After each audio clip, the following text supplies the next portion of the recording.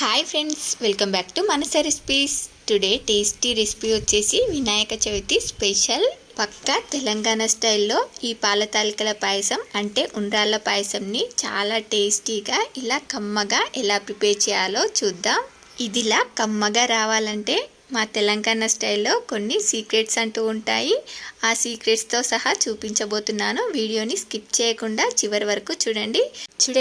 ఈ పాయసం ఎంత బాగా ఉందో, సూపర్ టేస్టీగా ఉంటుంది. దీన్ని ఒక్కసారి ఇలా ట్రై చేయండి. ఈ వినాయక చవితికి కనుక ట్రై చేశారంటే ప్రతి వినాయక చవితికి మీరు పాయసంని ఇలానే చేస్తారు. అంత టేస్టీగా ఉంటుంది. మరి ఇప్పుడు లేట్ చేయకుండా దీన్ని ఎలా ప్రిపేర్ చేయాలో చూద్దాం.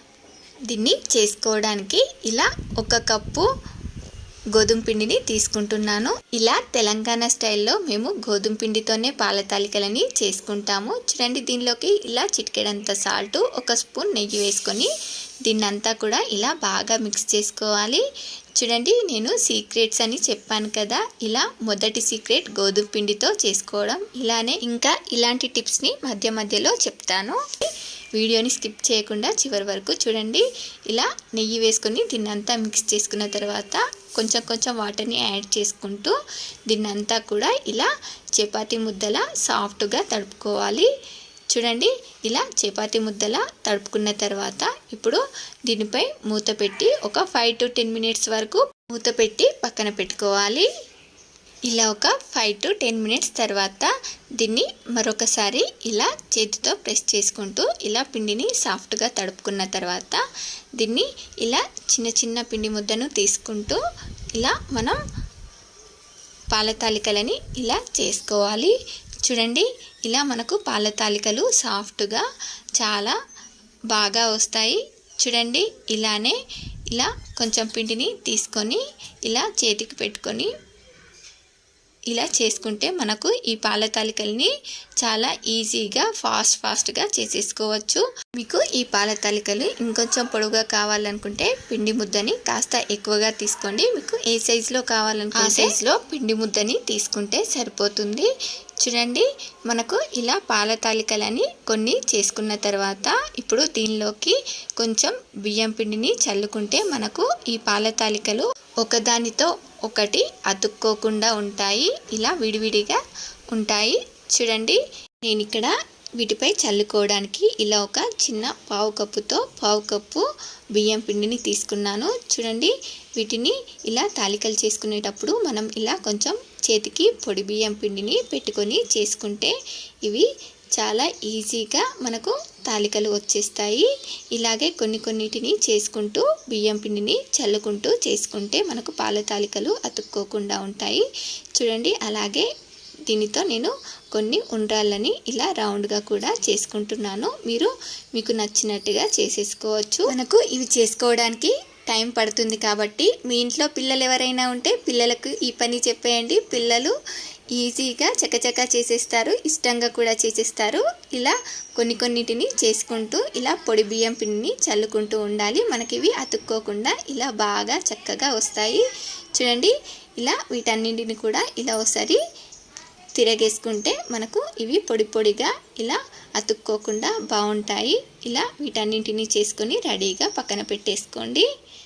ఇప్పుడు స్టవ్ పై ఇలా ఒక గిన్నెను పెట్టేసి దీనిలోకి మనం 1 కప్పు గోధుమ పిండి తీసుకున్నాం కాబట్టి 3 కప్పుల వాటర్ని వేసుకొని ఇలా వేడి చేసుకోవాలి. మనకు వాటర్ ఇలా వేడవుతున్నప్పుడు వీటిని మరొకసారి ఇలా తిరగేసి వీటికి పిండి లేకుండా ఇలా చేతితో తీసుకొని ఇలా కొన్నిటిని తీసుకుంటూ మనం మరుగుతున్న వాటర్లో వేసుకోవాలి.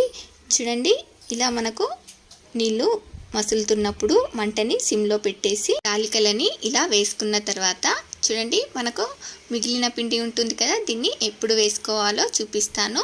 రెడీగా పక్కన పెట్టేయండి. చూడండి, దీన్నంతా కూడా ఒకసారి ఇలా కలిపేసి దీన్ని ఉడకనివ్వండి. ఇది ఇలా ఉడుకుతున్నప్పుడు ఒకసారి ఇలా మధ్యలో గరిట పెట్టి ఇలా తిప్పుకోండి. ఇప్పుడు ఇది ఇలా ఉడుకుతున్నప్పుడు దీనిలోకి మనం 3 కప్పుల వాటర్ వేసి ఉడికించుకున్నాం కదా, అలాగే 3 కప్పుల చిక్కటి పాలని వేసుకున్నాను. చూడండి, మీరు పాలు ఎక్కువ తక్కువ అయినా కూడా వేసుకోవచ్చు. లేదంటే పూర్తిగా పాలతో ఉడికించుకున్నా కూడా టేస్ట్ చాలా బాగుంటుంది. చూడండి, మనకు పాలు వేసుకున్న తర్వాత వీటిని మనకు పాల తాలికలు సాఫ్ట్గా అయ్యేంత వరకు ఉడికించుకోవాలి. ఇలా పాల తాలికలు బియ్యం పిండి కన్నా గోధుమ పిండితో చేస్తే ఆ కమ్మదనం పాల తాలికలు తింటూ ఉంటే తెలుస్తుంది. పాల తాలికల్ని ఇలా గోధుమ పిండితో చేస్తే మనకు పాల తాలికలు కూడా విరగకుండా ఇలా బాగా వస్తాయి. చూడండి, మనకు ఇవి ఉడకడానికి 7-8 నిమిషాల టైం పడుతుంది. మంటని లో ఫ్లేమ్లో కాకుండా హై ఫ్లేమ్లో కాకుండా మంటని మీడియంలో పెట్టి ఉడికించుకోవాలి. చూడండి, 7-8 నిమిషాల తర్వాత వీటిని ఇలా కట్ చేసి చూస్తే మనకు సాఫ్ట్గా ఉడికాయంటే ఉడికిపోయినట్టే. ఇప్పుడు దీనిలోకి నేను పాల తాలికల కోసం 1 కప్పు గోధుమ పిండి తీసుకున్నాను కదా, అదే కప్పుతో 1 కప్పు షుగర్ని వేసుకుంటున్నాను. అలాగే 1 పావు టీ స్పూన్ ఇలాచీ పౌడర్ని కూడా వేసుకొని దీన్ని ఇలా మనకు షుగర్ మొత్తం కరిగిన తర్వాత వీటిని ఒక 4-5 పొంగులు వచ్చేంత వరకు ఇలా బాగా ఉడికించుకోవాలి. మీరు కావాలంటే షుగర్ ప్లేస్లో బెల్లంని కూడా యాడ్ చేసుకోవచ్చు. మనం పాల తాలికల్ని పాలల్లో బాగా ఉడికించుకున్నాం కాబట్టి మనం షుగర్ని కానీ బెల్లంని కానీ ఏది వేసినా కూడా పాలు విరగకుండా చాలా బాగుంటుంది పాయసం కూడా. చూడండి, ఇప్పుడు మనం పాల తాలికలకి పొడి పిండి చల్లుకున్నాం కదా, ఆ పిండిలో మిగిలిన పిండిలో ఇలా కొన్ని వాటర్ని కానీ పాలని కానీ యాడ్ చేసుకొని ఏమీ లేకుండా బాగా మిక్స్ చేసుకున్న తర్వాత మనం ఇలా మరుగుతున్న పాయసంలోకి ఇలా కలిపి పెట్టుకున్న పిండిని వేసుకుంటూ బాగా మిక్స్ చేసుకోవాలి. లేదంటే మనకు పాయసం అడగంటుతుంది, గడ్డ కట్టినట్టుగా అవుతుంది. ఇప్పుడు మనం ఈ పాయసంని మంటని సిమ్లో పెట్టి మనకు పాయసం మంచిగా ఇలా చిక్కబడేంత వరకు ఇలా ఉడికించుకోవాలి. చూడండి, మనకు చాలా టేస్టీగా పాల తాలికల పాయసం, ఇలా పాల తాలికలు అస్సలు విరగకుండా పాలు కూడా అస్సలు విరగకుండా టేస్టీగా పాయసం రెడీ అయిపోయింది. ఇప్పుడు లాస్ట్లో చివరి సీక్రెట్ ఏంటంటే ఇలా 1 పావు కప్పు నెయ్యి వేసుకొని దీనిలో మీకు నచ్చిన డ్రై ఫ్రూట్స్ని కానీ కొబ్బరి ముక్కల్ని కానీ వేసుకొని వీటిని ఇలా మంచి రంగులోకి వచ్చే వరకు ఫ్రై చేసుకొని మనం తయారు చేసుకున్న పాయసంలో వేసేసుకోవడమే. ఇలా మనకు లాస్ట్లో నెయ్యిని వేసుకోవడం వల్ల ఈ పాయసం ఇంకా కమ్మగా చాలా రుచిగా ఉంటుంది. ఇలా నేను చెప్పినట్టుగా పక్కా తెలంగాణ స్టైల్లో స్టెప్ బై స్టెప్ చేశారంటే పాల తాలికల పాయసం ఇలా కమ్మగా ఉంటుంది. చూసారు కదా, ఇలా పక్కా తెలంగాణ స్టైల్లో పాల తాలికల పాయసం ఎలా వచ్చిందో మీరు కూడా ఈసారి వినాయక చవితికి ఇలా ట్రై చేసి ఎలా వచ్చిందో కామెంట్ బాక్స్లో కామెంట్ చేయండి. అలాగే మీకు ఈ రెసిపీ కనుక నచ్చినట్లయితే మా ఛానల్ని లైక్ చేయండి, షేర్ చేయండి. మరిన్ని టేస్టీ అండ్ హెల్దీ రెసిపీస్ కోసం మానస రెసిపీస్ ఛానల్ని సబ్స్క్రైబ్ చేసి దాని పక్కనే ఉన్న బెల్ సింబల్ని క్లిక్ చేయండి. Thank you for watching my video.